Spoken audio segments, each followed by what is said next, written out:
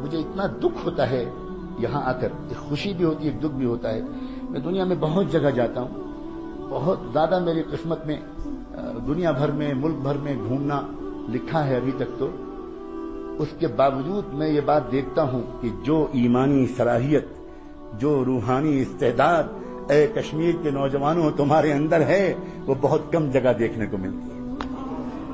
لیکن نوجوانوں، تم اپنے کو نہیں پہچان پا رہے، تم اپنے کو نہیں پہچان پا رہے. دنیا تمہارے پوٹینشیل کو پہچانتی ہے، اسی وجہ سے تم پر بہت زیادہ محنت کرتی ہے، تم پر للچائی ہوئی نگاہ ڈالتی ہے. دنیا جانتی ہے اس بات کو کہ اگر یہاں کے نوجوانوں نے اپنے کو پہچان لیا تو ہزاروں کلومیٹر دور تک یہ انقلاب لے آئیں.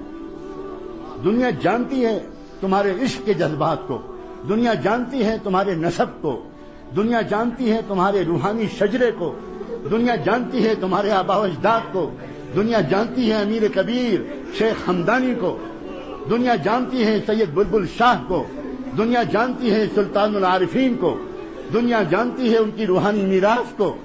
اور یہاں کی مٹی میں ان کے فیوض و برکات آج بھی موجود ہیں. آپ سمجھتے ہو میں تم کو دین سکھانے آتا ہوں؟ اس غلط فہمی سے نکل جاؤ. میں یہاں کی وادی سے گزر کر اپنے ایمان کو تازہ کرنے آتا ہوں.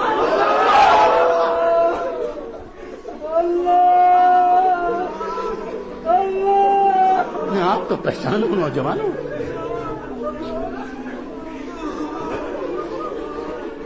میں تم سے یہ کہوں کہ تم لڑکیوں سے باتیں مت کرو. میں تم سے یہ کہوں کہ تمہاری گرل فرینڈز نہیں ہونی چاہیے. میں تم سے یہ کہوں کہ موبائل سے تم ناجائز باتیں مت کرو. میں تم سے یہ کہوں کہ انٹرنیٹ پر ننگی تصویروں کو مت دیکھا کرو. اگر میں یہ کہوں تو میری زبان کو پکڑ لینے کا تم کو حق ہے. تم کہنا کہ حضرت آپ کہاں بات کر رہے ہیں؟ آپ ایودھیا اور کاشی اور متھرا میں بات کر رہے ہیں یا آپ وادی مقدس میں بات کر رہے ہیں؟ آپ کہاں بات کر رہے ہیں؟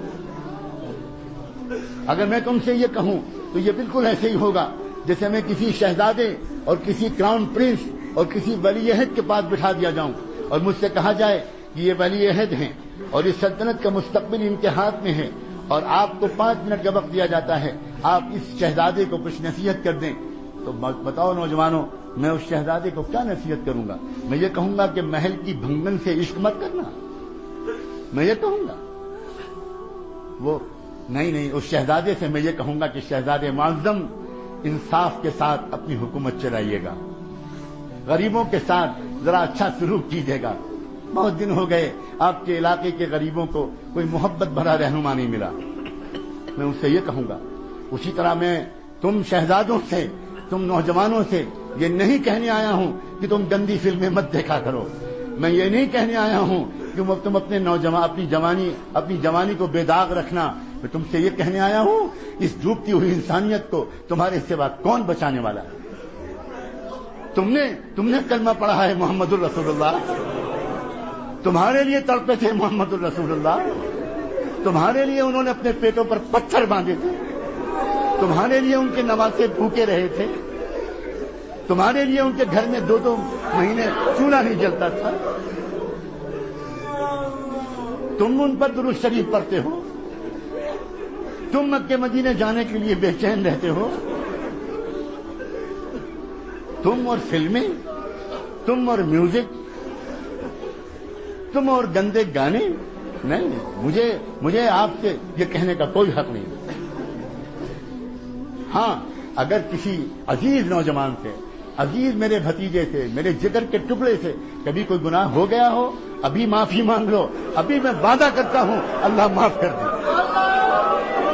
بہت کریم ہے اللہ. اللہ انتظار میں بیٹھے ہیں. کہاں ہیں وہ میرے بندے جو مجھ سے معافی مانگے؟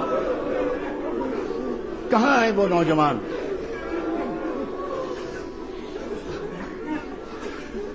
بہت کریم ہے اللہ، بہت رحیم ہے اللہ. نوجوانوں، اپنے اوپر تو رحم کھاؤ، دنیا پر بھی رحم کھاؤ. دنیا انتظار میں ہے. واللہ دنیا پاک دامن نوجوانوں کے انتظار میں ہے. انتظار میں تنگ آ گئی ہے دنیا، تنگ آ گئی ہے. ناچتے ناچتے، گانے گاتے گاتے سکون نہیں مل رہا ہے. یہ اس نے شروعات کی تو اس نے اسموکنگ سے شروعات کی کہ چلو سگریٹ پئیں گے کچھ دیر کے لیے سکون ملے گا، اس سے بھی نہیں ملا۔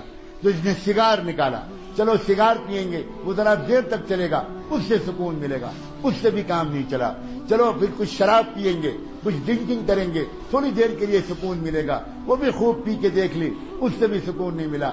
اس نے پھر ڈرگس کا تجربہ کیا کہ لاؤ ڈرگس کی طرف جائیں، شاید اس سے کچھ سکون ملے۔ لیکن سکون ان چیزوں میں نہیں ہے نوجوانوں، سکون تو تقوی میں ہے، سکون تو پاک دامنی میں ہے، سکون گناہ کرنے میں نہیں ہے، سکون گناہوں سے اپنے کو روک لینے۔ عجیب بات ہے یہ ذرا سی بات اگر سمجھ میں آ جائے نا تو پوری زندگی کا رخ ٹھیک ہو جائے۔